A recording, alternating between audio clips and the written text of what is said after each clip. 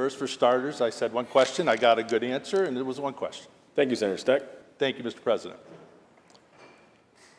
10 years ago, this month, I believe, 2015, 2 convicted murderers escaped from Clinton Correctional Facility in Dannemora and Clinton County in my district.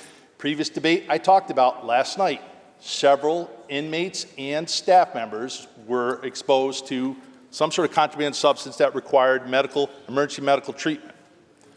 So same facility, Sweat and Matt escaped. 3 weeks on the lam, 3 weeks in my district. It wasn't my Senate district then, it was Senator Little's Senate district. For 3 weeks, everyone in the North Country was on pins and needles. Everyone in the North Country had their guns not locked up in their closets. They were scared.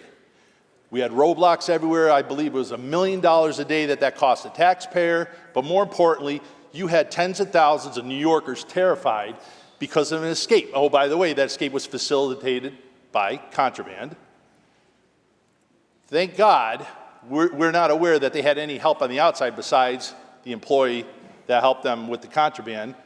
But escape is a very real phenomenon, or a very real concern. And alerting a loved one, hey, I'm getting moved in 2 hours and I'll be on a bus.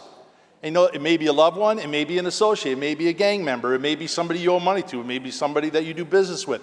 But dangerous things can happen, which is why they don't allow cell phones in prisons, which is why they control movements in and out of prisons, and they don't want people knowing when people are leaving. And that's my experience from the people at docks and the people in the facilities that I visit have expressed to me about this bill over the years.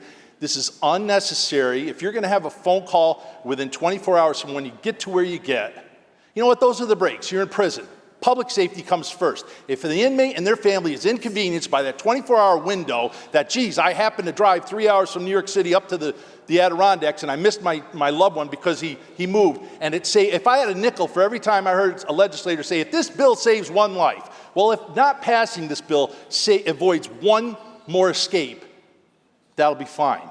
This is unnecessary, bad. And again, I didn't ask the question, but this bill doesn't do anything about contraband. This bill doesn't do anything about staffing. This bill doesn't do anything about halt. This bill doesn't do a thing about safety in these facilities. All it does is it coddles people that were convicted by a jury of their peers and are behind bars because they deserve it and they need to be there for the public safety. Public safety's got to come first. This bill is almost as ridiculous as the omnibus bill. I'll be a firm no.